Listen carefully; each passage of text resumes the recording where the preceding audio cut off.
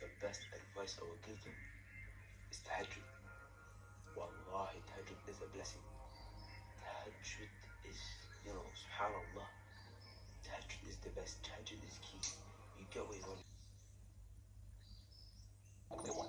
As if he's saying, run away from the punishment of Allah and your distancing from Allah to seek safety and protection from Allah. Allah says, listen, I know you sin, I know, but you're thinking that I'm going to let everything around Allah. You burn yourself, burn yourself. Asrafu ala anfusihim. They exceed it too much, they went too extreme with themselves. Right, I know that you've done lots of haram, even major things, and you feel that you're never going to enter heaven, Jannah.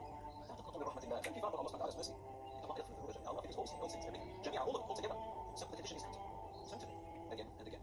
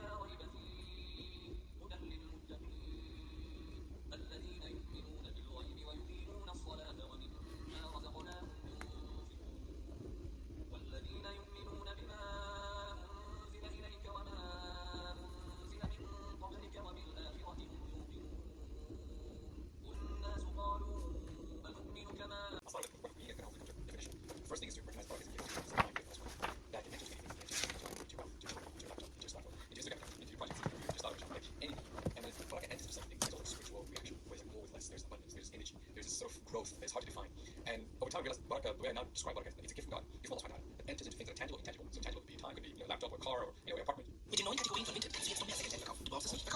And then once it ends something, this barakah effect, which is this whole chemical spiritual reaction happens. But the most important part of this is that this, when you see this barakah, it brings you back. It makes you grateful. So the reason why I like the word barakah is blessing. Pharaoh had a lot of blessing. That's not barakah because he turned use that blessing against him to show the way Allah. But when we have barakah, it makes you realize also like no matter how much time expanded the time, Allah gave you this much. You become so grateful that you want to go back further. And the way you experience barakah, I'll say that barakah experience physical means, right? That's the whole body kind of increase and growth, right? Your stomach explodes, something just grows beyond expectation. That's one way though. But there are other ways that barakah manifests itself. One could be or a legal case against you, right? And you think, how did I get out of this? Barakah is also makes the facilitate things for you, right? You're like, oh, I think I got out of it. Like, I don't know how, but just somehow. SubhanAllah, I was with a brother over the weekend. He shared a story of how he had to go to a court for debt he had, and he thought he'd be imprisoned. And it was him and another brother who was in the cell with him. And the judge heard a very succinct definition because we're dealing with something divine, right? Also, hashtag hustle culture, where work has become the new religion, right? We derive meaning, purpose, community.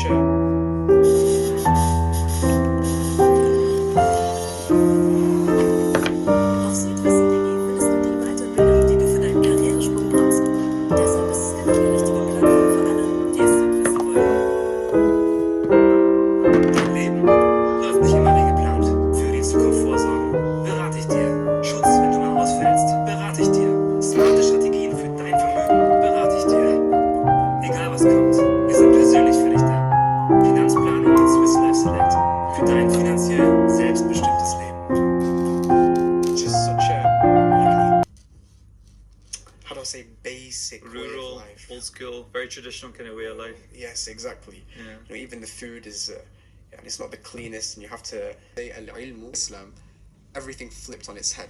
I lost everything from a dunya perspective. Friends, you know, money, everything you can think of. I lost everything. I had nothing. But I felt like inside I had everything, as if that void, that gap that I've been longing to fill was filled.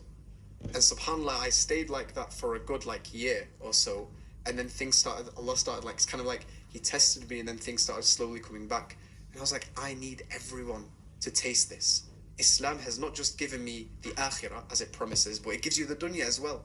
As Allah, it's my mission now to make everyone see the beauty of Islam and make that change in their life. Because for me, bro, in uni and school and whatnot, I was surrounded by people who were chasing this dunya. They were chasing this void, filling this void, but they've not been able to. And when I saw that Islam is the definite answer, it became my mission too. How does one go down this path, right? You know, like a lot of people, they feel like, you know, their parents tell them go to school, you do GCSEs, your A levels, you have to go to university, you have to get a good graduate job. You know, how does someone, you know, go down this path of becoming a student of knowledge? Are there schools or resources in the UK, or do you feel like, you know, they have to go somewhere else to find this? Do you want me to be honest with you? Please. Make it very clear. There is a big misconception in the ummah that seeking knowledge is the answer. That seeking knowledge is what brings you closer to Allah. But we know from the hadith of the Prophet ﷺ that the first person that will enter Jahannam, hell, will be a scholar who dedicated their life seeking knowledge. Why? Because he did it seeking the praise of the people, not for Allah. So we learn a very powerful lesson from this, and it kind of goes against what people think. Knowledge is not the answer. Rather, what the answer is knowing why Allah created you, what your purpose in this life is, and reflecting it in whatever path you choose in life. You might want to be a doctor. Amazing. You can reflect Islam in that. You might want to be a businessman. You can reflect Islam in that. You might want to be a student of knowledge. You reflect Islam in that. Islam takes into account every profession, every path, and you reflect Islam in that, and that's how you get Jannah. And that's why, subhanAllah, when we look throughout the narrations and the teachings and whatnot, we see that a lot of the time people of Jannah are mentioned, it's always either a butcher, someone simple, a baker, something like that. For example, Imam Ahmad, the story of the baker, you know, simple man, simple profession, but they get the highest ranks of Jannah. So knowledge isn't the answer. However, with that said, knowledge is also very, very noble. If you can reflect Islam properly on your path of seeking knowledge, then of course Allah says, وَمَنْ أَحْسَنُ قَوْلًا مِمَّنْ دَعَا إِلَى اللَّهِ. Who's better in speech than the one who calls to Allah? It's the greatest thing that you can do, learning about the deen and spreading it. Definitely, yeah. I guess all of this kind of builds up to, you know, the Muslim Lighthouse, and I can already see how that story is kind of forming. Tell me, what is the Muslim Lighthouse, and how did that come about? Oh, Muslim Lighthouse is it's an attempt at a vision that I've mentioned, definitely, subhanAllah. To tell you how it came about, I need you to bear with me. The Prophet ﷺ, he said, Al-mar'u ala dini, the religion, the way of life, of their best friend. Okay, very interesting. In another narration, the Prophet ﷺ, he says that a friend can be like a perfume shop or a blacksmith. When you enter a perfume shop and you don't buy any perfume, the very least that's going to happen is that when you leave, you're going to smell nice, right? Similarly, if you go into a blacksmith, the very least that's going to happen is you're not going to smell very good. Maybe even some soot, like black soot, will go into your clothes. Smell like coal or something. Exactly. Or you might even burn your clothes and destroy yourself. Meaning that just by being around in the environment of a good friend or a bad friend will definitely impact you. You can't avoid it. I'll tell you, if a friend is like that, how about a society? How about being in a society of, you know, individualism, people only think about themselves, fitna everywhere, you know, alcohol, intoxicants, everything like that?